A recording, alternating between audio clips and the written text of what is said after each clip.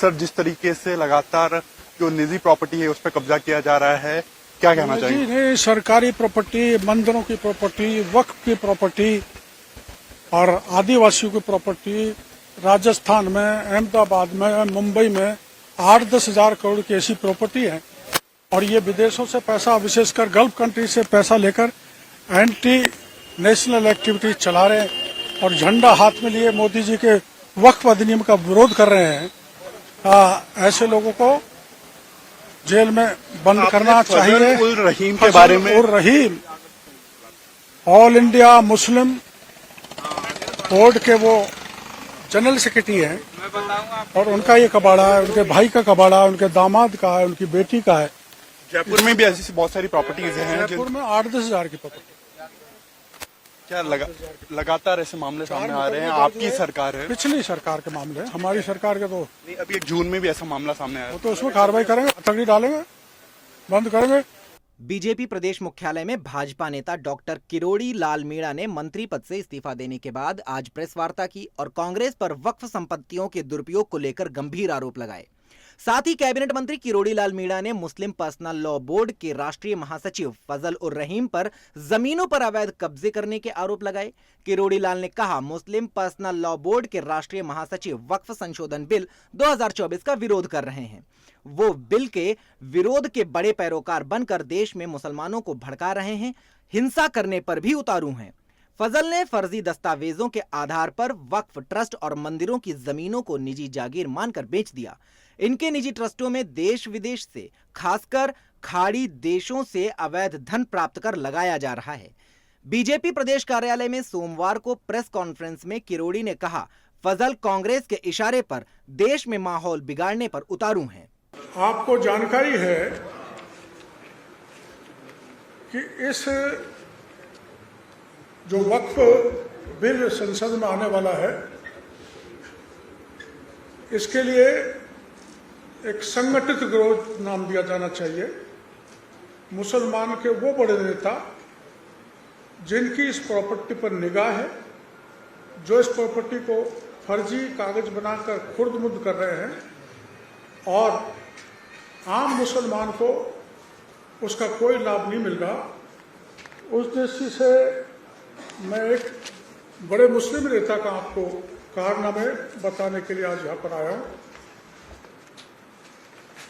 श्री अशोक गहलोत, पूर्व मंत्री श्री सलमान खुर्शीद, एनसीपी के श्रीमान शरद पवार, तमिलनाडु के श्री सीएम स्टालिन सहित अनेकों बड़े लोगों से मिलकर नरेंद्र मोदी के खिलाफ एक अभियान चलाया जा रहा है तथा इनके द्वारा देश भर में एक क्यूआर कोड के माध्यम से आम मुसलमानों को भड़काया जा रहा है। उनकी फोटो मैं आपको बता रहा हूं। जिन जिन नेताओं से ये मिले हैं,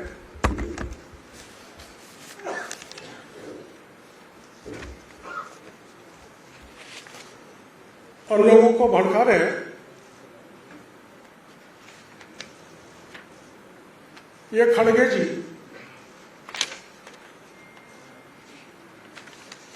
इसमें खड़गे जी के साथ दूसरे मुस्लिम नेता भी हैं।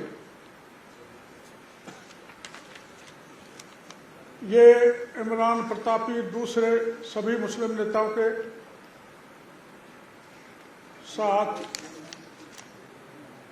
लॉ कमीशन को भी इन्होंने ज्ञापन दिया है। शरद पवार के साथ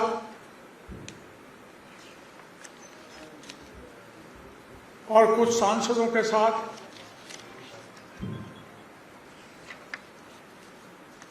तमिलनाडु के सीएम स्टालिन के साथ, सपा के एक नेता के साथ, सिद्धारमैया के साथ, गहलोत साहब के साथ। और इसका मतलब यह है कि एक बड़े अच्छे बिल जो देश के इंटरेस्ट में है, उस पर ये महोदय लोगों को एकत्र कर भड़काने का काम कर रहे हैं। अब इनके कबाड़े क्या हैं?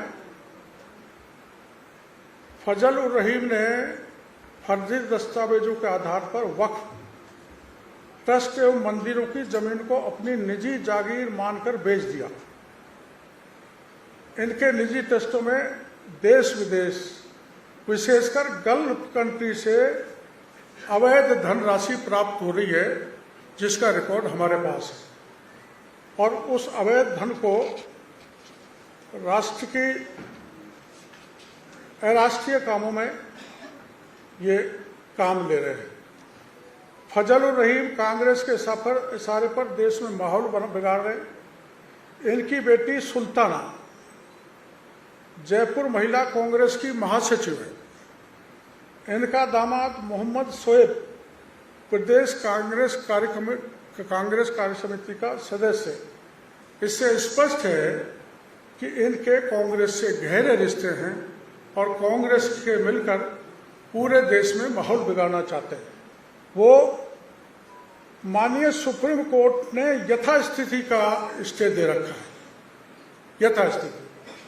यथास्थिति का स्टे बनाए रखने के बावजूद भी ग्राम किशनपुरा एवं आमेर में लगभग 900 बीघा राजकीय भूमि पर कब्जा कर उसको बेच दिया और धर्म विशेष के लोगों को वहां पर बसा दिया।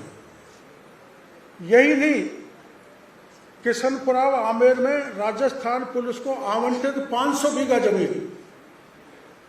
बीघा जमीन पर भी इन्होंने कब्जा करके कॉलोनी काट दी।